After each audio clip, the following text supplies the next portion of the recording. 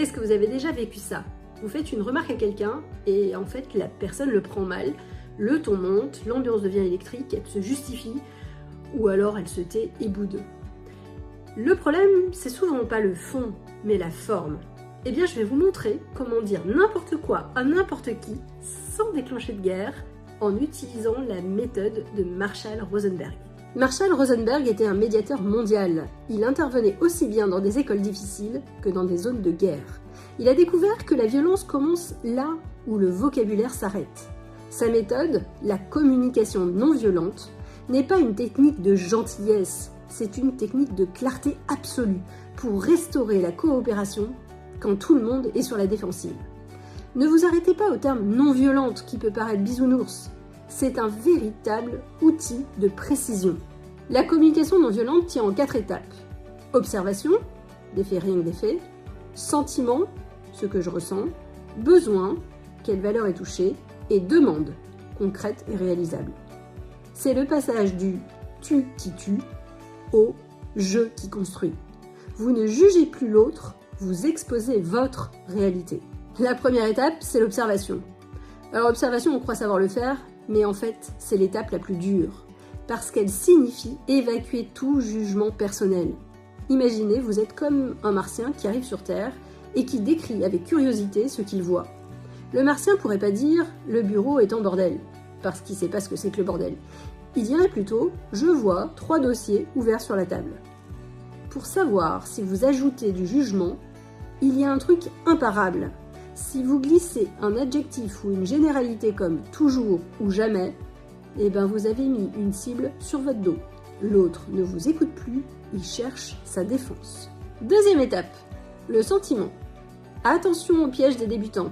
Dire « je sens que tu te moques de moi », ça c'est pas un sentiment, c'est une interprétation. En réalité, vous accusez l'autre.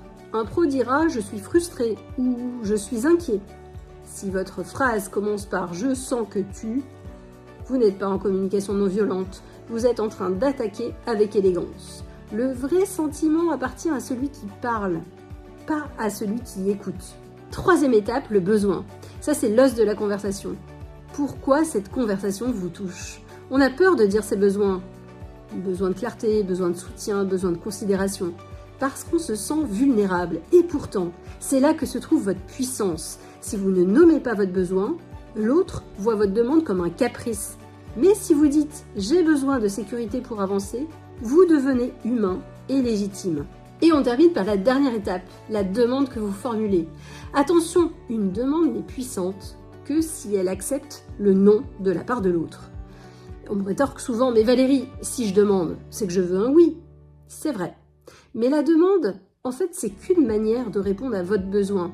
Il y en a souvent plein d'autres. Le secret des experts, ne vous attachez pas à cette solution. Attachez-vous à votre besoin. Si l'autre dit non à votre demande, il ne dit pas non à votre besoin. Il dit juste que votre solution ne lui convient pas. C'est là que la vraie négociation commence. Ok, tu me dis non pour 14h, mais j'ai besoin d'être prêt pour demain. Quelle autre solution on a? Laissez l'autre libre.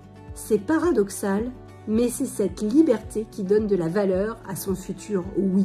Imaginons, Aurélie a encore oublié de vous envoyer son rapport ce matin. Habituellement, votre réflexe aurait été de dire « mais Aurélie, t'es pas sérieuse, encore ?»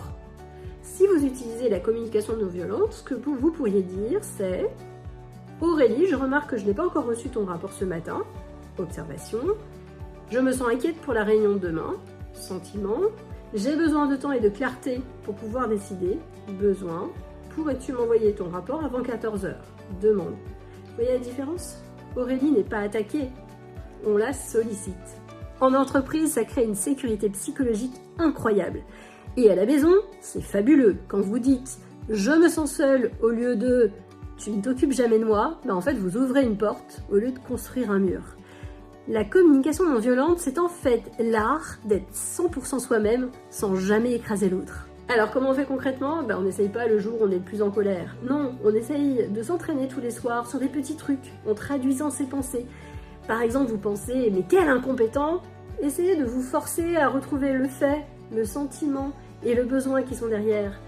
Les experts passent des années à faire cette gymnastique mentale pour que le jour J, leur parole soit une passerelle et plus un mur. Et je suis Valérie, votre fournisseuse officielle d'énergie pour changer le monde, et je vous donne rendez-vous demain pour l'épisode 26.